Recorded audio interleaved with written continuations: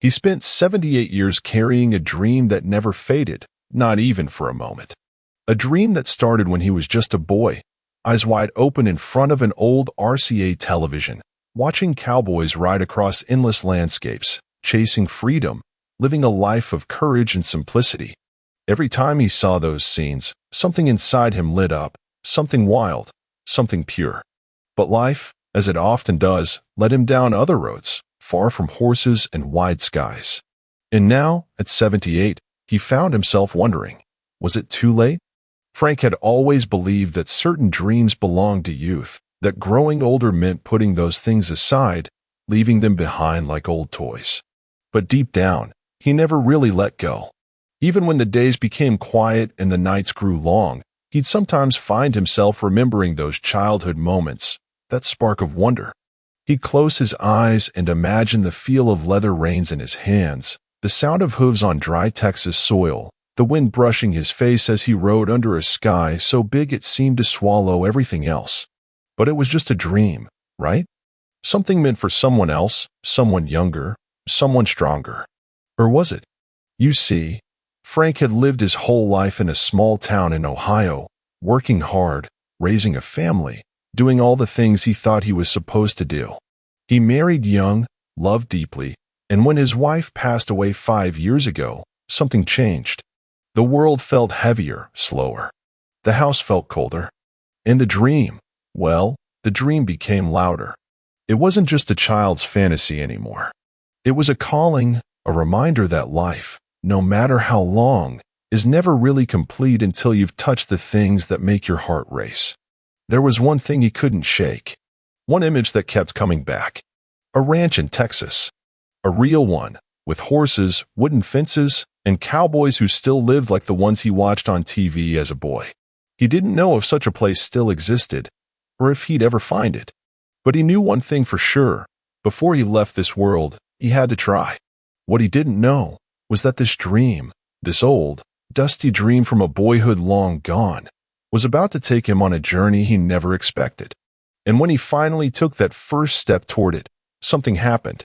Something that would change not only his life, but the way he saw everything, the past, the present, and the time he had left. But how did it all begin? And what pushed him, after so many years, to finally believe that maybe, just maybe, it wasn't too late?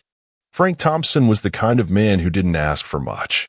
He lived a simple life, the kind you might expect from someone raised in the Midwest during the 1940s. His days were quiet now, filled with small routines, morning coffee at the same kitchen table he had shared with his wife for decades, reading the newspaper in his favorite armchair, sometimes taking slow walks around the block just to feel the air. His house, a modest 2-bedroom with old wooden floors, was filled with memories, photos of family, and little pieces of a life well lived.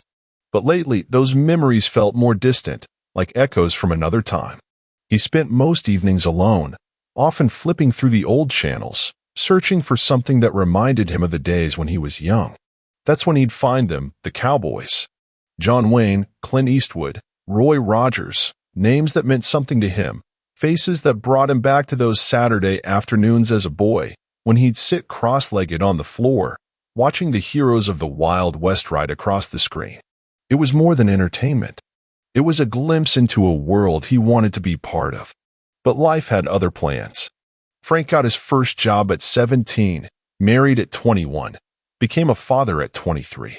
There wasn't time for dreams of horses and open plains. There were bills to pay, mouths to feed, responsibilities that didn't wait for dreams. He worked in a local factory for over 30 years, saved what he could, built a life he was proud of. But now, in the quiet of his later years, the question haunted him, did I forget to live for myself? If you're still here, feel free to subscribe, because stories like Frank's, stories about never giving up on a dream, are just getting started. You see, the dream never really left. It lingered, tucked away in the corners of his heart. Every time he passed a horse farm on the edge of town, he'd slow down, just for a moment, and imagine what it would be like to ride, just once.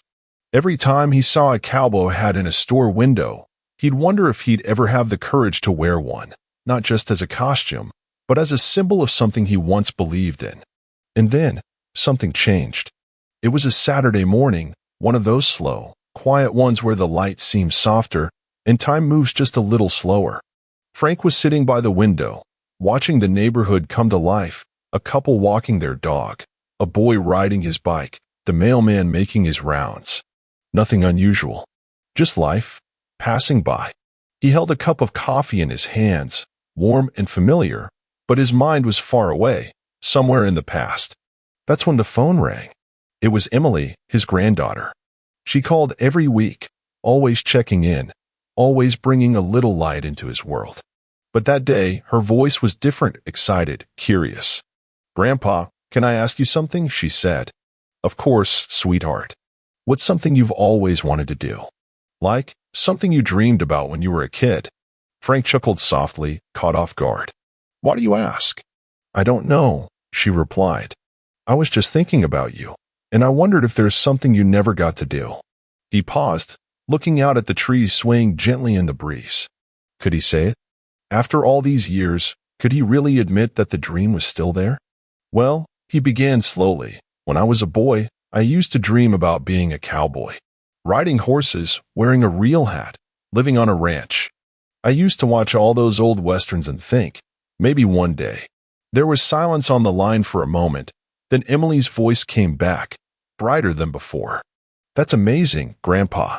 Why didn't you ever do it?" Frank smiled, a little sad. "Life got in the way, I suppose." He didn't think much more about it after they hung up.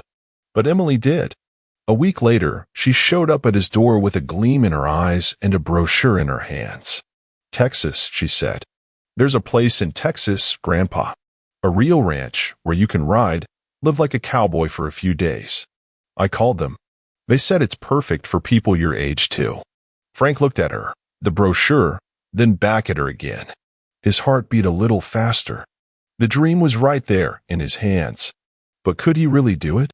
Could he, at 78, leave everything behind for a few days and chase a boyhood fantasy? And what happened next? Well, that was something he never expected. Frank sat at the kitchen table long after Emily had left, the brochure still lying in front of him. His fingers traced the edges, as if the paper itself held some kind of magic. There were pictures, wide open fields, wooden barns, horses standing proud under the Texas sun. It looked like something out of his dreams, yet so real, so close. He hadn't felt like this in years, like a child again, torn between excitement and fear.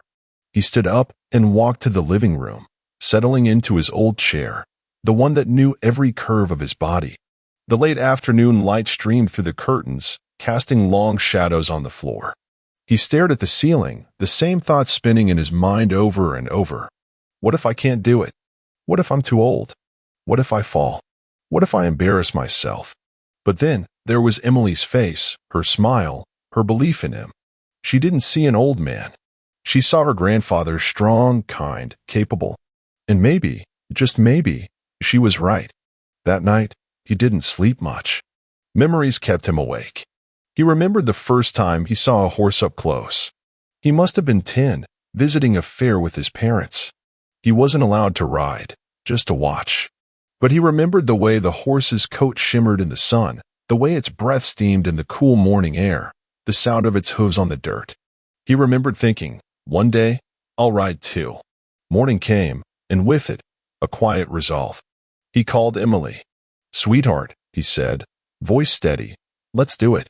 The days that followed were filled with something he hadn't felt in a long time, anticipation. Emily helped him shop for a few things, a pair of boots, comfortable jeans, and yes, a cowboy hat. He tried it on in front of the mirror, laughing at himself at first. But then, as he adjusted the brim and looked closer, he saw something. Not just an old man playing dress-up. He saw a spark, a glimpse of the boy he used to be. "Looking good, Grandpa," Emily teased, snapping a picture. He packed carefully, folding each item with care, thinking about every step he would take on that ranch. The fear was still there, but now it was joined by something stronger, hope. Since you're still watching, maybe this story touched you too. Subscribe, because there's more to come. When the day finally arrived, Frank stood by his front door, suitcase in hand, heart pounding like a drum. Emily pulled up, smiling, and together they began the drive south. The road stretched ahead, long and winding, each mile bringing him closer to something he had waited a lifetime to touch. And yet, as they crossed state lines, Frank couldn't help but wonder, what would it really feel like to finally be there? The Texas sun was beginning to set as they turned onto the long dirt road leading to the ranch. Dust rose behind Emily's car, swirling in the warm evening air. Frank leaned forward in his seat, eyes wide, taking in the sight before him. The field stretched endlessly, golden and soft under the fading light. Wooden fences lined the pastures, and in the distance, he could see the silhouettes of horses grazing peacefully. It was more beautiful than he had ever imagined. They reached the main house, a large, rustic building with a wide porch and a weathered American flag waving gently above the doorway. A man in his 50s, wearing a worn hat and a friendly smile, stepped out to greet them. "You must be Frank," he said, extending a hand. "Welcome to Red River Ranch. We've been expecting you." Frank shook his hand, feeling the calloused grip of someone who lived this life every day. There was something grounding in that touch, something real. Emily helped him with his bag, and they followed the man, his name was Joe, into the house. The wooden floors creaked under their feet, and the air smelled of leather, with smoke, and something sweet, like fresh-baked bread. On the walls, there were old photographs of cowboys, horses, and long rides under open skies. Joe showed Frank to his room, simple but cozy, with a window that looked out over the pastures. As he sat on the edge of the bed, Frank took a deep breath, trying to take it all in. This wasn't a dream anymore. He was here. That night, after a hearty meal shared with a few other guests, Frank stepped outside alone. The stars above were unlike anything he had ever seen. They filled the sky, bright and countless, stretching across the darkness like tiny lanterns. He stood there for a long time, hat in hand, feeling the cool breeze against his face. He remembered something his father used to say, "You can't catch the stars, but you can follow them." And that night, Frank felt like he was closer than ever. The next morning came with the sound of roosters crowing and the scent of fresh coffee drifting through the air. Frank dressed slowly, carefully, slipping into his new boots and adjusting his hat. Today was the day. He stepped outside, and there, waiting near the stables, was Joe and a horse. A real, living, breathing horse. Brown coat, strong legs, eyes calm and steady. "Her name's Daisy," Joe said. "She's gentle, perfect for you." Frank approached slowly, heart pounding. He reached out, hand trembling, and touched Daisy's neck. The warmth of her body, the softness of her hair, it was overwhelming. And when he finally looked into her eyes, he felt something shift inside him. But what happened next was something he would never forget. Frank stood there, hand resting on Daisy's neck, feeling her steady breath beneath his palm. His heart was racing, a mix of fear and excitement swirling inside him. He hadn't felt this alive in years. Joe smiled, sensing his hesitation, and gave a reassuring nod. "You don't have to rush, Frank. Take your time. She's patient, just like you." Frank chuckled softly, grateful for the kindness. He ran his hand gently along Daisy's side, feeling the strength of her muscles, the warmth of her body. He could hear the faint creak of leather saddles, the quiet rustle of the wind through the tall grass, and somewhere nearby, the distant sound of another horse neighing. Joe guided him step by step. First, showing him how to hold the reins, how to place his foot in the stirrup, how to shift his weight. It felt awkward at first, unnatural, as if his body had forgotten how to move with purpose. But with each breath, each careful motion, he felt a little more sure, a little more ready. "All right," Joe said gently. "When you're ready, swing your leg over. I'll be right here." Frank took a deep breath, eyes fixed on the saddle. He lifted his foot, placed it in the stirrup, and with a surprising strength he didn't know he still had, he pulled himself up. For a moment, he wobbled, gripping the saddle tightly, but then he was there, seated, high above the ground, just like he'd imagined as a boy. The world looked different from up here. He sat still, letting the moment wash over him. The leather of the saddle creaked beneath him, the reins felt rough but secure in his hands, and Daisy shifted slightly, as if welcoming him. His heart was pounding, but now it was with joy, not fear. "You're doing great," Joe said, holding Daisy's bridle. "How does it feel?" Frank couldn't speak. He just nodded, eyes misty, mouth curved into a quiet, humble smile. They started slow. Joe led Daisy in a gentle circle, letting Frank adjust, feel the rhythm of the horse's movements. Each step was a dance between man and animal, trust building with every motion. Frank's body, stiff at first, began to relax, moving in harmony with Daisy's steady gait. The sun was rising higher now, casting golden light over the fields. The air smelled of hay and earth, clean and honest. Frank looked out over the land, the endless sky above, and for the first time in a long while, he felt weightless. Joe let go of the bridle, stepping back, watching carefully. Frank held the reins tighter, feeling the subtle power beneath him. He gave Daisy a soft nudge, and she moved forward, slow but steady. He was riding, really riding. And in that moment, Frank wasn't 78. He wasn't an old man with aches and memories. He was a boy again, free, alive, chasing the horizon. But what he didn't know was that this ride was just the beginning. As Daisy moved with gentle grace, Frank felt as though time itself had slowed down. The steady rhythm of her hooves against the earth was like a heartbeat, strong, dependable, grounding. The world stretched out around him, vast and open, just like he had always imagined. The fences seemed to fade into the distance, the trees stood tall and silent, and the wind whispered softly through the grass, carrying the scent of freedom. Joe walked alongside for a while, giving Frank quiet instructions, but soon he stepped back, letting him ride on his own. Frank didn't go far, just enough to feel the space, to let his senses take over. The sun was warm on his face, and the brim of his hat cast a soft shadow over his eyes. He could hear birds in the distance, the rustle of leaves, and the occasional snort from Daisy, as if she too was enjoying the calm. He remembered the stories he used to imagine as a boy, tales of cowboys riding into the sunset, of adventure, of courage. And now here he was, not in a movie, not in a dream, but truly living it. Every step Daisy took was a reminder that some things, no matter how long they wait, can still come true. Frank let his mind wander as they followed a narrow path through the fields. He thought about his wife, how she used to laugh at his old cowboy movies, calling them Frank's little adventures. She always knew this was part of him, even if he never spoke about it much.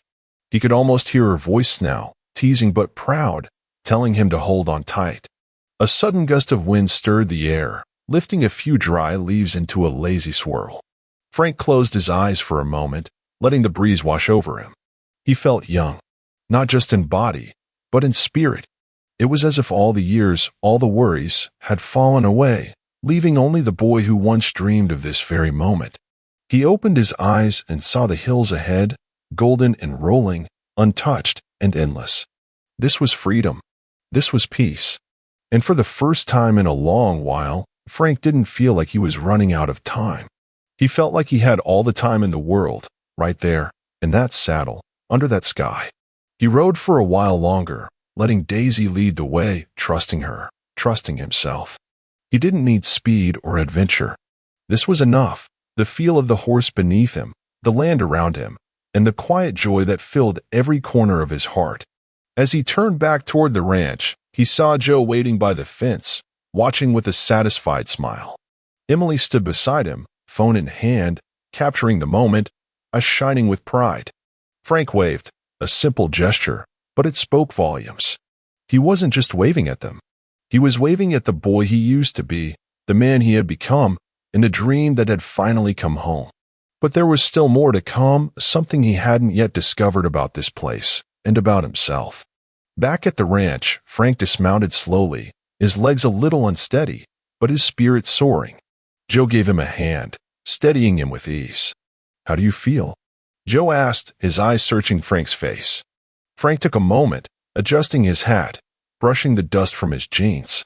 "Like I've just lived something I've waited my whole life for," he said softly. Joe nodded, understanding more than words could say. "Come on, I want to show you something." They walked together toward one of the smaller barns near the edge of the property. The sun was lower now, casting long golden rays across the land, painting everything in a warm, timeless glow. Inside the barn, it was cooler, quieter. Joe led him to a wooden bench where old saddles, ropes, and tools were neatly arranged. On the wall hung faded photographs, black and white, sepia tones of men and women from decades past. "This ranch has been in my family for 3 generations," Joe began, his voice calm, steady. "My grandfather started it after coming back from the war. He wanted a place where people could come and feel free, even if just for a little while." Frank listened, taking in every word, every detail. "Over the years," Joe continued, "we've had all kinds of folks here.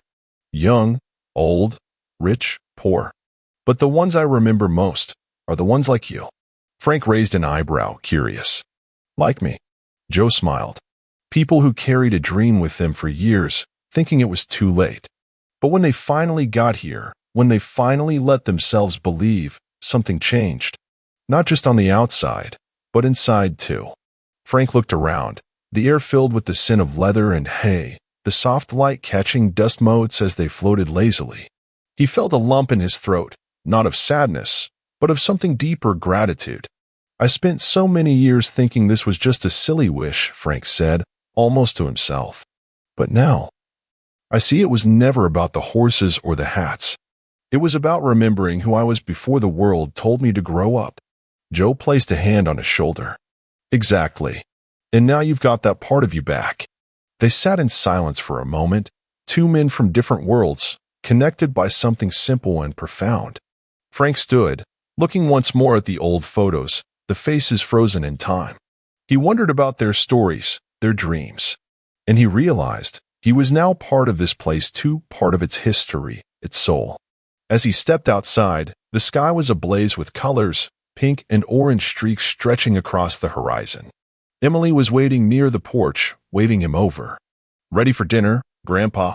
she asked, smiling. Frank nodded, heart full. "I'm ready for anything." But as they walked back to the house, Frank felt something stirring, a thought, a question, something unfinished. Because what he had experienced today had opened a door he never knew existed. The next morning came softly, with the gentle light of dawn slipping through the curtains. Frank woke slowly, savoring the warmth of the blankets, the faint sound of horses stirring outside, and the peaceful stillness that seemed to wrap around him. For a moment, he simply lay there, eyes open, staring at the wooden ceiling, letting the memories of the past day drift through his mind like a slow-moving river. He didn't want to rush. He wanted to hold on to every second. Frank got up and dressed carefully, his hands steady, his body a little sore from the ride, but in a way that felt good, alive. He stepped outside and was greeted by the cool morning air, fresh with the scent of dew-covered grass and distant with smoke. The ranch was quiet, the day just beginning. He walked slowly toward the stables, where Daisy was already awake, waiting. Joe was there too, tending to the horses. "Morning, Frank," he called out, smiling. Frank approached, running his hand gently over Daisy's mane. "Morning, Joe." "She's beautiful. She likes you," Joe replied. "You got a calm about you. Horses feel that."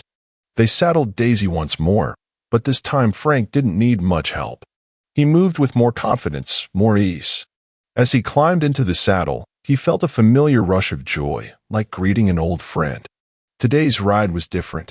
Joe led him on a trail that wound through the farthest parts of the ranch, where the land opened up even more, revealing hills, clusters of trees, and a small stream that glistened in the sunlight.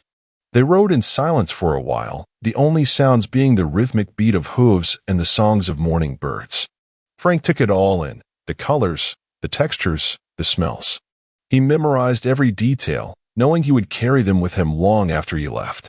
As they reached a quiet spot near the stream, Joe dismounted, and Frank followed. They sat on a fallen log, the water flowing gently nearby. "You know," Frank said, breaking the silence, "I never thought I'd feel this way again." Joe looked at him, curious. "What way?" "Like there's still more life ahead. Like it's not over yet." Joe nodded slowly. "It never is, Frank. Not until we say it is." They sat there for a while, talking about simple things, the land, the horses, the way the world changes and stays the same. Frank shared stories about his wife, his children, the factory job he worked for so long. and Joe shared stories of the ranch, the people who came and went, and the dreams they carried. When they returned to the house, Emily was waiting with a camera, eager to capture one last moment. "Let me take a picture of you, Grandpa," she said. Frank stood tall, hat on his head, the light catching the lines on his face in the most honest, beautiful way. He smiled, not just for the camera, but for everything he had lived through. Click. The day passed quickly after that, packing, saying goodbyes, promises to return. Frank felt a strange mix of emotions, gratitude, joy, and a quiet sadness. He didn't want to leave, but he knew he didn't have to hold on to this place to keep what it had given him. As they drove away, Frank looked back one last time, the ranch growing smaller in the distance. "Thank you," he whispered, more to himself than to anyone else. Because what he had found there wasn't just the fulfillment of a dream. It was a reminder that life still had gifts to give, if only he was willing to receive them. The road back to Ohio felt different than when they first set out.